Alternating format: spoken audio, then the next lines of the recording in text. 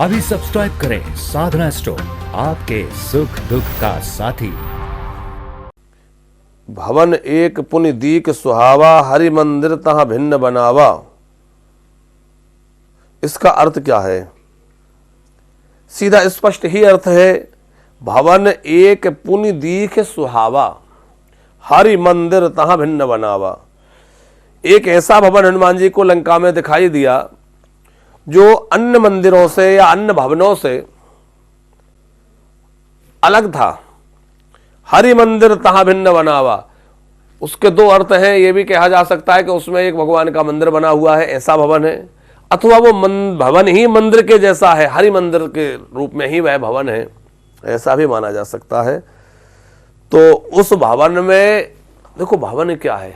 हर भवन में हरि मंदिर होना चाहिए, भगवान का मंदिर होना चाहिए।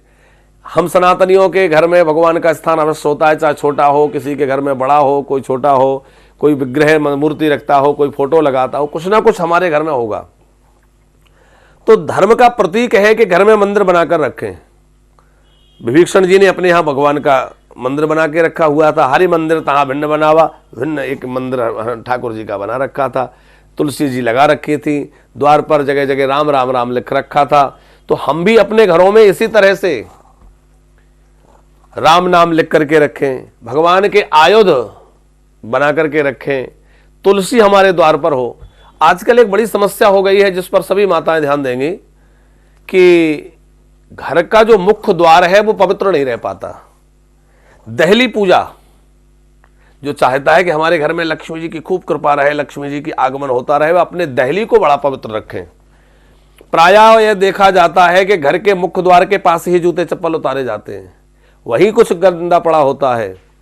घर का मुख्य द्वार आपका एकदम पवित्र होना चाहिए। जो दहली है वो साफ हो, स्वच्छ हो, पवित्र हो। दहली के आसपास जूते चप्पल ना उतारे जाएं, वो एक तरफ हो। दहली के आसपास झूठे बर्तन ना हो, कोई गंदगी ना हो, कचरा ना इकट्ठा हो रहा हो, झाड़ू ना पड़ा हो। दहली के ऊपर आप जो है यदि हो सके तो गाय का गोबर लेकर के उसको लीपिए। पुराने समय में आपने देखा होगा हमारी माताएं बहनें गाय के गोबर से दहली को लीपती थी, आटे से चौक बनाती थी, उसके दोनों ओर पुष्प रखती थी, कुछ रखती थी, दीप रखती थी। कितना सुंदर लगता है।